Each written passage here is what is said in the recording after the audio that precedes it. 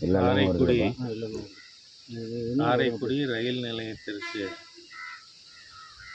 வட மேற்கில் இருக்கின்ற தாந்தோன்றி விநாயகர் மற்றும் பாண்டிய முனீஸ்வர ஆலயம். இது 2-3 தலைமுறையாக இருக்குது, 50-60 வருஷம். இதில் ஊர் மக்கள் எல்லோரும் சேர்ந்து தான் பூஜை செஞ்சுட்டு இருந்தாங்க. ஆனால் இடையில் ஒரு தனி நபர் பின்புறம் இருக்கின்ற 22 சென்ட்டு அவங்க மறித்து வேலி போட்டதுனால பிரச்சனை வந்துச்சு. தேவகோட்டை ஆர்டிஓ ஆஃபீஸில் இதுக்கான அமைதி கூட்டம் நடந்து, அந்த கூட்டத்தின் முடிவுகள் என்னங்கிறத நான் சொல்கிறேன். அதை நாளைக்கு சிவன் ராத்திரி இருக்குது. சிவன் ராத்திரி நாடு முழுக்க மக்கள் கோலாகலமாக கொண்டாடுகின்ற ஒரு மிகப்பெரிய விழா. அந்த விழாவுக்கு தொடர்பாக எடுக்கப்பட்ட முடிவுகள், மேற்கண்ட இடத்தில் அமைக்கப்பட்ட வேலியை தாங்களாகவே நீக்கிக்கொள்ள தெரிவிக்கப்பட்டது. இப்போ எப்போவுமே அவங்களா செய்யலைன்னா என்ன பண்ணணும்? அரசு நிர்வாகம் செஞ்சு கொடுக்கணும். அதனால் இந்த மாலைக்குள் காரைக்குடி ரெவென்யூ டிபார்ட்மெண்ட் இந்த கூட்டத்தில் நான் எந்த விதமான புதிய எலிமெண்ட்டையும் உள்ளே கொண்டு வரல. இந்த கூட்டத்தில் எடுக்கப்பட்ட முடிவு இந்த வேலையை அவங்களால நீக்கணும்னு சொல்லி, அவங்க நீக்கலைங்கிறதுனால ரெவென்யூ டிபார்ட்மெண்ட்டு இதை உடனடியாக நீக்கி கொடுக்கணும்.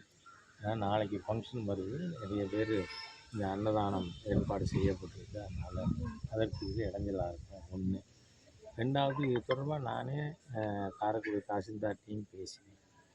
அப்போ அவரும் நான் நீக்கி கொடுக்குறேன்னு சொல்லி வந்தார். அதுக்கப்புறம் இடையில என்ன ஆச்சுன்னு எனக்கு தெரியலை. அதனால் அதை இது பண்ணேன். 2வது, கோவில் சாமி கும்பிட்ற விஷயத்தை பொறுத்தவரை முன்பு இருந்தது போலேயே எல்லாரும் சேர்ந்து அதே நடைமுறை பின்பற்ற வேண்டியது அப்படின்னும் அந்த அமைதி கூட்டத்தில் முடிவாக இருக்குது. ஆகவே இங்கே சிவன் ராத்திரி பொழுது திருவிளக்கு பூஜை நடக்கும், அன்னதானம் நடக்கும். ஆகவே இந்த பின் இடத்த இது பண்ணி வேலையை பிரித்து கொடுத்துட்டார் ரெவென்யூ டிபார்ட்மெண்ட்டு. இங்கே பக்தர்களே அதை சுத்தம் பண்ணி அதுக்கான நாளைக்கு திருவிளக்கு பூஜை, அன்னதானம் இதுக்கெல்லாம் உள்ளதுக்கு ஏற்பாடு செய்வாங்க.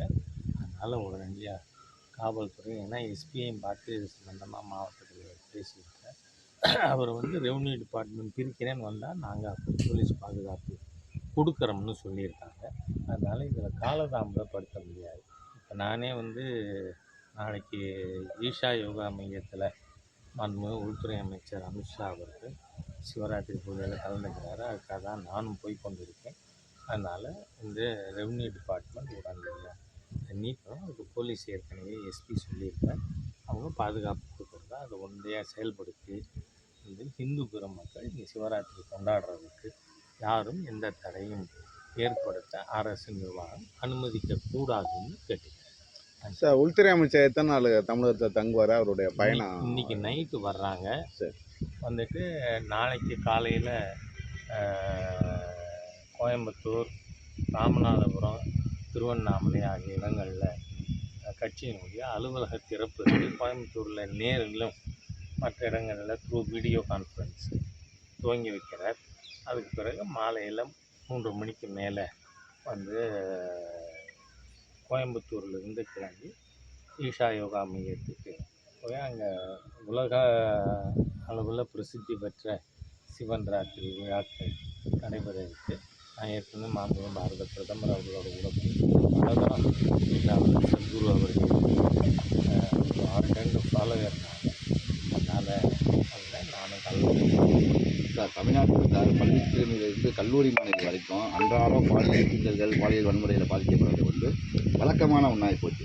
இதுக்கு மாநில அரசு எடுக்கக்கூடிய நடவடிக்கைகள் போதுமானதாக இருக்குதா? நீங்கள் உங்களுடைய போதுமானதாக இருக்குன்னு சொன்னால் நான் இதையோ மறைக்கிறேன்னு பொய் சொல்கிறேன். நான் என்னென்னா, பாலியல் சீண்டல் நான் இதனுடைய வேருக்கு போக விரும்புகிறேன்.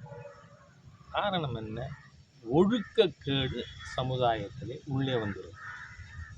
போலீஸு அவுட் போஸ்ட்டில் 13 வயசு சிறுமி சென்னையில் பாலியல் வன்முறையில் ஒரு ஆசிரியர் மாதா பிதா குரு தெய்வம்னு சொல்லுவாங்க. அப்படி இருக்கக்கூடிய குரு ஸ்தானத்தில் இருப்பவர்கள் படிக்க வர்ற குழந்தைய பாலியல் வன்கொடுமைக்கு உள்ளாக்குவதுங்கிறது மிக மோசமானது. இதுக்கு என்ன காரணம்? 67 திராவிட முன்னேற்ற கழகம் வந்தவுடனே முதற்கொண்ட அறம் செயல் கோவில் இல்லாமல் குடியிருக்க வேண்டாம் எடுத்துட்டாங்க பாரதத்தில். அதே மாதிரியாக அன்னையும் பிதாவும் முன்னறி தெய்வம் அதை எடுத்தாங்க. கேட்டால் அது செக்குலரிசம் இல்லையா? அந்த மாதிரி எடுத்தாங்க.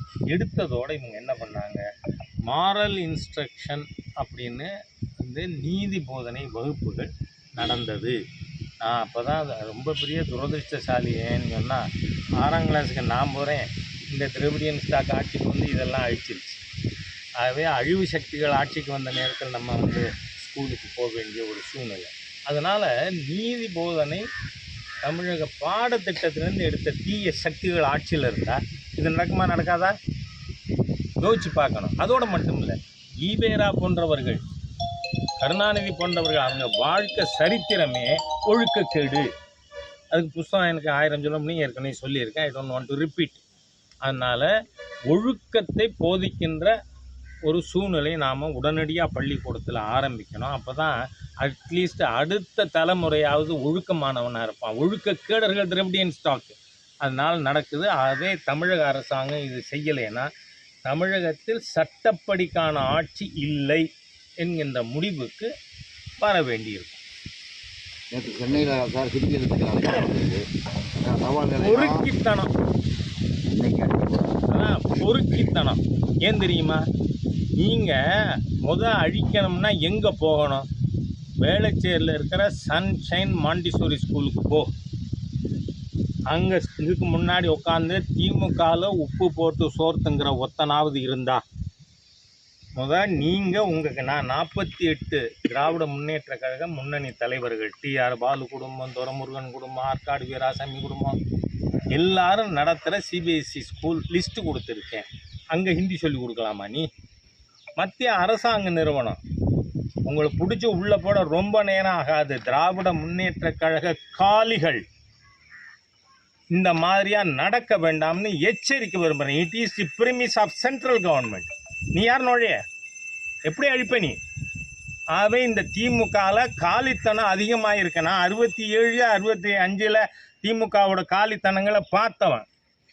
அதனால் சொல்கிறேன், நான் உங்கள் காலித்தனத்தை நீங்கள் இடம் இருக்குது அழிக்கிறதுக்கு. இல்லைன்னா வீட்டில் உட்காந்துட்டே அழிக்கலாம். ஏன் 500 ரூபா நோட்டில் இருக்கிற ஹிந்தியை அழி பார்ப்போம். மானங்கட்டவங்களா? மானங்கட்டவர்கள். உங்கள் 100 ரூபா நோட்டில் 500 ரூபா நோட்டில் இருக்குல்ல, 200 ரூபா நோட்டில் இருக்குல்ல, 100 ரூபா நோட்டில் இருக்க அந்த ஹிந்தியை அழி பார்ப்போம்.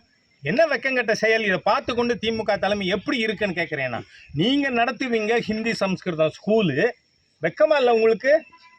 அப்புறம் அரசு பள்ளிக்கூட குழந்தைக்கு சொல்லிக் கொடுக்கக்கூடாதுங்களா? மிக கேவலமாக. அது மாத்திரம் இல்லை, நான் மகேஷ் பொய்யாமொழியை நேரடியாக சார்ஜ் பண்ணுறேன்.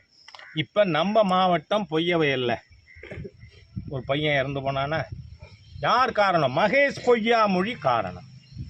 ஏன்னு சொன்னால் எல்லா ஸ்கூல்களுக்கும் 600 கோடிக்கு மேலே ID department computer centre open பண்ணி பாடம் சொல்லி கொடுக்கணும்னு எல்லா மாநிலங்கள்லேயும் இதுக்கு கணினிக்கு தனி பாட புஸ்தகம் இருக்குங்க.